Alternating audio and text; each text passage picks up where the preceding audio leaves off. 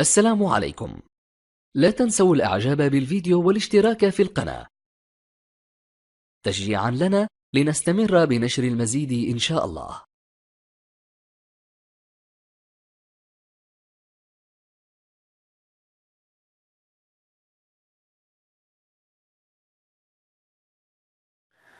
السلام عليكم. معكم الأستاذ عبد الكريم في أول درس للجذع المشترك العلمي، واللي هو درس مجموعات الأعداد les ensembles des nombres. إذا أول درس أو أول مجموعة في هذا الدرس اللي هي مجموعة الأعداد الصحيحة الطبيعية l'ensemble des nombres entiers naturels. Que veut dire les nombres entiers naturels? Tout simplement, les nombres entiers naturels sont les nombres utilisés pour compter n'importe quoi autour de nous. C'est ou bien sont les nombres utilisés pour compter les choses. هي الأعداد التي نستعملها من أجل الحساب، من أجل العد، يعني بشكل أدق اللي هو من أجل العد، يعني باش نحسبوا الأشياء اللي كنتعاملوا بها في الحياة اليومية ديالنا. مثلا on peut dire un stylo, deux stylos, trois stylos, une personne, deux personnes, trois personnes, etc. Mais on ne peut pas dire un stylo et demi, moins deux stylos, moins trois et demi stylos, etc. Donc, les nombres entiers naturels sont les nombres 0, 1, 2, 3, 4, plus l'infini. Ces nombres entiers naturels, notés par le symbole n, on écrit n majuscule avec une petite barre égale, on fait deux accolades. هاد اللمس كنديرو هاد اللمس باش نعبرو على المجموعة. إذا هذه مجموعة الأعداد الصحيحة الطبيعية اللي كلشي تعرفها، 0 1 2 3 4 إلى ما لا نهاية. إذا أحيانا في بعض الخاصيات أو في بعض القواعد كنحتاجو الأعداد الصحيحة الطبيعية ما يكونش داخل معها العدد 0. مثلا في بعض الخاصيات مثلا تقدر يكون عندي A sur B, A sur B.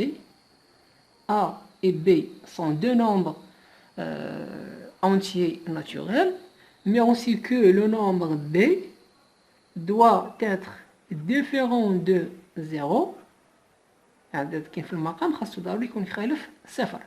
إذا في هذه الحالة هذه الأعداد الصحيحة الطبيعية ما يكونش داخل معها العدد 0. إذا كيفاش تنعبرو عليها؟ تنديرو كنكتبو n، نكتبو n moins 0. c'est-à-dire les nombres، هاد الكتابة هادي شنو تتعني؟ كتعني les nombres entiers naturels non nuls، هي الأعداد الصحيحة الطبيعية غير المنعدمة. هاد العدد 0 ما داخلش. يعني إلا بغينا نكتبو نقدر نكتبو بواحد الرمز آخر، نقدر نكتبو ان إطوال. تندير ان ensemble دي nombres entiers naturels، و تندير واحد ليطوال هنايا كتبين لي هاد الإطوال. ان إطوال تتعني إلا بغينا نكتبوها هي، إذا هنا هي 1 2 3 بلس لانفيني. إذا شنو الفرق ما بين هذه وما بين هذه؟ هذه مجموعة الأعداد الصحيحة الطبيعية داخل فيها حتى العدد 0، لو نومبر 0 إي انكلو. هنايا ان إطوال يعني هي مجموعة الأعداد الصحيحة الطبيعية ولكن ما داخلش فيها الصفر. لو نومبر 0 إي اكسكلو يعني نون نول. إذا هذه مسألة. إذا ناخذ مثلا دابا واحد العدد، إلا خدينا لو نومبر 3، هذا لو نومبر 3 est un élément est un nombre entier naturel. ها هو لو نومبر 3 est un nombre entier naturel.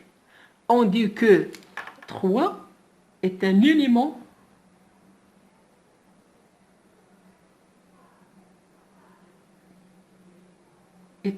de n. Le nombre 3 est un nombre entier naturel.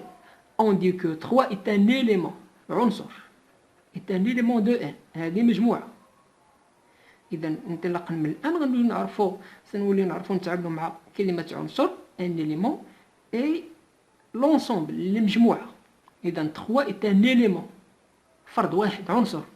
اذا 3 est un élément de n. اون écrit هاد لا فراز هادي كنعاودها بواحد الترميز. شنو تنكتبو 3 appartient، هاد لو سامبول هذا تيتقرا appartient à n. 3 appartient à n، يعني ان 3 راه عدد صحيح طبيعي. باغ كونطخ إلا كتبنا مثلا moins 6 n'est pas un nombre entier naturel. On écrit moins 6 n'est pas un nombre entier naturel. On écrit moins 6 n'appartient pas à l'ensemble n. هذه appartient وهذه n'appartient pas.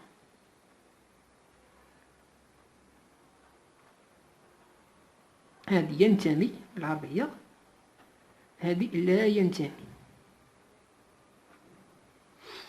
إذا حنا دابا شنو عرفنا عدد ينتمي إلى المجموعة n تنعبرو عليه بهذا الرمز هذا، وعدد لا ينتمي إلى المجموعة n تنعبرو عليه بهذا الرمز هذا. إذا هنايا كملاحظة أخيرة بالنسبة لهذه المجموعة، مجموعة سهلة جدا. إذا شنو تنقولو، هاد لي سامبول، هاد لي دو سامبول appartient et appartient pas، هاد لي سامبول كنستعملوهم باش نربطو ما بين عنصر ومجموعة.